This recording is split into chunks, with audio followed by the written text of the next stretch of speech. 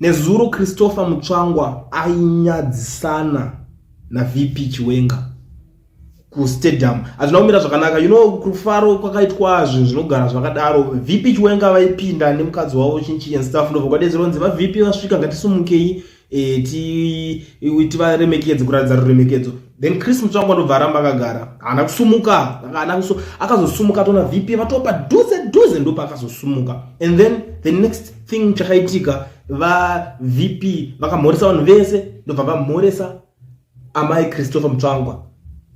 Achingopedza kumhoresa havana kumhoresa Mutsvangwa guy. Uye ndiwo Mutsvangwa wacho anotombosumudzawo roko kuti amhoreswe pamwe anga akatozvigadzirirawo futi because these guys vanotanga vari kuzivana kati mukunzwa nyaya dzesuccession yaEDM ndo imwe nyaya iri kunetsa. Saka functionalism yacho yakutonyanga kutanga kunyatsobudirana pachena manje kuti uyu ari kutotaura kuti hainidi Mutsvangwa anenge achiti team ED.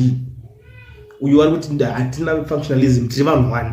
Ndopa vari kunetsana varume ivava. Saka ndozvakonzeresa kuti uyu asamhoreswe angosvika chingono siwa akadaro. Ndo nyaya hombe iri kupisa.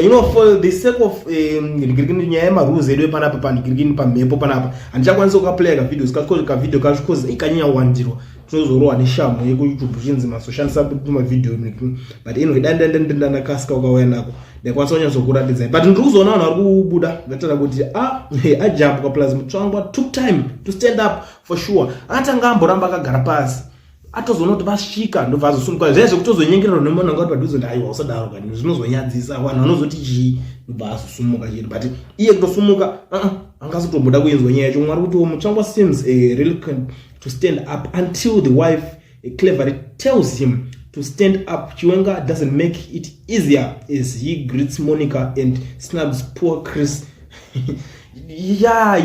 Ndo nyaya yacho uyangosvika because mawagara paside nepaside the bad part of it munhu wacho anenge amhoreswa mukadzi wako iwo wachobva wasiwa. Isusu chatinoziva pachivanhu chedu anotofanira kutomhoreswa kazhinji ndibaba zvinoda kutoti wajamba kumhoresa mukadzi wacho hazvinangana nebasa but pari kutonzi baba ndo vanenge vatojamba. Ndo the funny thing iri kuitika panapa. Mwari kuti kumagumo kune nyaya mwari kuti iwewo vachiita kuna functionalism pakaipa naka 20 chakuti haiwa varume ava 2030 ichanetsa chokwadi. Ndo nyaya dzacho vakomana pakashata. Mwari kuti he remained seated and stand up later and it looks like general skipped him. Mugabe stated it by not greeting Emerson. It's not well in ZANU-PF. There's a massive division in ZANU-PF coming first by 2030 agenda. Mwari kuti ko uyu ari pedyo naye kutosimuka zvachose ndo nyaya dziripo because these people vari kutongonyatsoratidzana zvinhu zvaya zvekuti vamwe ndo vanogona kurespect because imwe nyaya ndakaona ndakanzwisisa inenge ichitaurika ndekuti vanenge vachiti isusu tingasumukira nigirikini VP havana kurwa hondo. Ndo nyaya yehombe iri ipapo aiwa anga ari kutanzania akabva nekutanzania maokre dzinja wake ari kupiti maone ndo zvinhu zvanenge vachingotaura kuti aiwa iwe wakazobuda wakazongoita general uchinji but zvekuti kuhondo ndo nyaya dzinenge dzichitaurwa.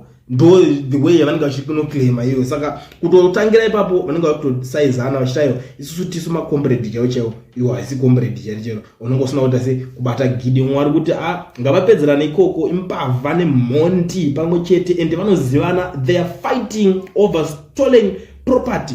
Pari kunzi vari kutofaitira simba power racho iroro riripo ravari kurwira ndo kunzi rakatobiwa saka ndo vari kurwira saka vanozivana ndo zvekutaurwa nevamwe vanhu vemuZimbabwe panapa. Mwari kuti this is nothing, he was just tired of greeting all those folks. Okay, mwari kuti padzinotungana dzemudanga mawana anenge atanga. Mwari kuti VP didn't even greet him. Mwari kuti Chiwenga ritori soja remashuwa dai asina kuzomborwara dai akatovhura hombe kare papapo. Mwari kuti the other guy who didn't stand ndeupo mananga ari paside naMutsvangwa wacho hana kusumuka. Mwari kuti that's gross insulation, that's the level of disrespect kuma chef demonstrates kuti he is not trained gorilla prone position. Mwari kuti mafanis kumagumo kune nyaya ndo nyaya yanyatsoitika kuti Monica anyatsosumuka ndokumhoresa but vaChris vakatombotsika and the next thing ndo varegedza kutomhoreswa futi. Vanhu vacho vari kunyatsoratidzana kuti atitambe tese hatisi kutombowirirana iwo ita uri kuita inini ndoita ndiri kuita se yandiri kuita because this guy ari kuratidza kusarespecta uyo ari kuratidza kuti inini handabasawo nekurespectwa. Ndo nyaya iripapo ndo situation iripo. Amen.